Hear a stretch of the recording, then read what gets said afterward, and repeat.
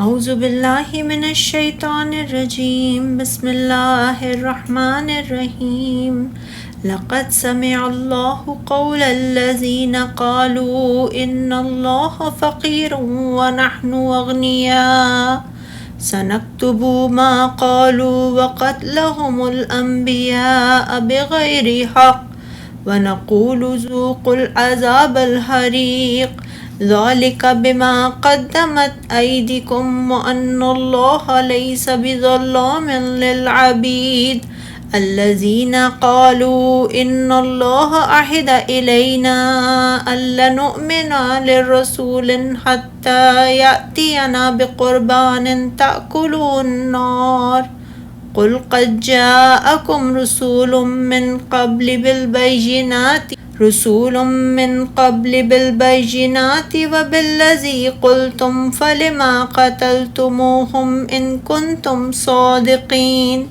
فإن كذبوك فقد كذب رسول من قبلك جاءوا بالبينات والزبر والكتاب المنير۔ اللہ نے ان لوگوں کی بات سن لی جنہوں نے کہا کہ اللہ فقیر ہے اور ہم مالدار ہیں، یقیناً ان کی یہ بات ہم لکھ لیں گے، اور جو وہ نبیوں کو ناحق قتل کرتے رہے وہ بھی ان کے اعمال نامے میں درج ہے، اور قیامت کے دن ہم ان سے کہیں گے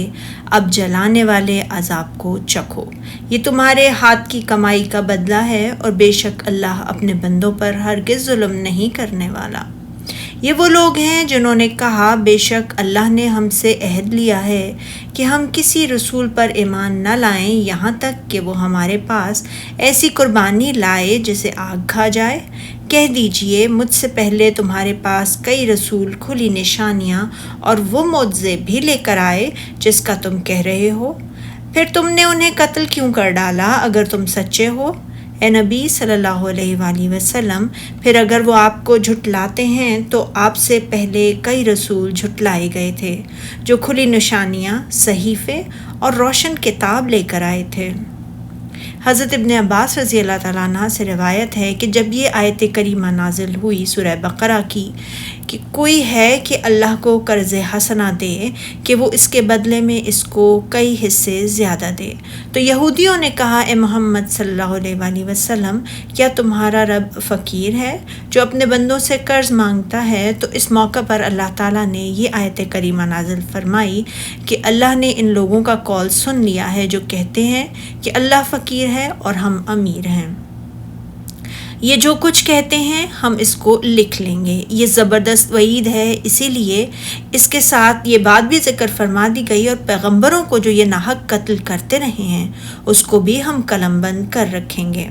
کہ اللہ کے بارے میں انہوں نے یہ کہا اور اللہ تعالیٰ کے رسولوں سے یہ معاملہ کیا، اللہ تعالیٰ ان کی ان بدعمالیوں کی انہیں بدترین سزا دے گا۔ اسی لیے فرمایا اور قیامت کے روز کہیں گے کہ عذاب آتش سوزان کے مزے چکھتے رہو، اور ان کے کاموں کی سزا ہے جو تمہارے ہاتھ آگے بھیجتے رہے ہیں، اور اللہ تو بندوں پر مطلق ظلم نہیں کرتا، یہ ان سے بطور ڈانٹ ڈپٹ اور تحقیر و توہین کے طور پر کیا جائے گا۔ ارشاد باری تعالیٰ ہے جو لوگ کہتے ہیں اللہ نے ہم سے عہد لیا ہے کہ جب تک کوئی رسول ہمارے پاس ایسی قربانی لے کر نہ آئے جس کو آگ آ کر کھا جائے تب تک ہم اس پر ایمان نہ لائیں گے، اللہ تعالیٰ ان لوگوں کی تکذیب کرتے ہوئے فرماتا ہے کہ جنہوں نے یہ گمان کیا تھا کہ اللہ تعالیٰ نے ان کی کتابوں میں انہیں یہ حکم دیا ہے کہ وہ کسی بھی رسول کے ساتھ اس وقت تک ایمان نہ لائیں جب تک ان کے معجزات میں سے ایک یہ بھی نہ ہو کہ اگر ان کی امت میں سے کوئی صدقہ کرے اور وہ اسے قبول کیا جائے تو اس کی قبولیت کی علامت یہ ہوگی کہ آسمان سے نازل ہو کر آگ اسے کھا جائے گی۔ اللہ تعالیٰ نے فرمایا اے پیغمبر صلی اللہ علیہ وآلہ وسلم، ان سے کہہ دیجئے مجھ سے پہلے کئی پیغمبر تمہارے پاس کھلی نشانیاں لے کر آئے، یعنی دلائل و براہین لے کر آئے، اور وہ معجزے بھی لائے جو تم کہتے تھے، یعنی جو آگ جو تم قبول کرنے والی قربانیوں کو کھا لے، تو پھر تم نے ان کو قتل کیوں کیا؟ تم نے تکذیب اور مخالفت اور عناد کے ساتھ ان کا مقابلہ کیوں کیا اور انہیں قتل کیوں کیا؟ اگر تم سچے ہو اپنے اس وعدے میں کہ تم حق کی اتباع کرتے اور رسولوں کی اطاعت کرتے ہو۔ پھر اللہ تعالیٰ نے اپنے نبی حضرت محمد صلی اللہ علیہ وسلم کو تسلی دیتے ہوئے فرمایا اے نبی، پھر اگر وہ آپ کو جھٹلاتے ہیں تو آپ سے پہلے بہت سے پیغمبر کھلی نشانیاں اور صحیفے اور روشن کتابیں لے کر آ چکے ہیں، اور لوگوں نے ان کو بھی سچ نہیں سمجھا۔ یعنی یہ لوگ جو آپ کی تکذیب کرتے ہیں تو آپ دل آزار نہ ہوں، آپ سے پہلے کے انبیاء آپ کے لیے اسوہ ہیں۔ ان کی تکذیب کی گئی تھی حالانکہ وہ دلائل قطع اور براہین ساطع لے کر آئے تھے۔ اس سے مراد آسمان سے نازل ہونے والی کتابیں اور رسولوں پر نازل ہونے والے صحیفے ہیں، اور بین اور واضح اور روشن کتابیں لے کر آئے تھے۔ سبحانک اللہم و بحمدک، اشہد ان لا الہ الا انت، استغفرک و اتوب الیک۔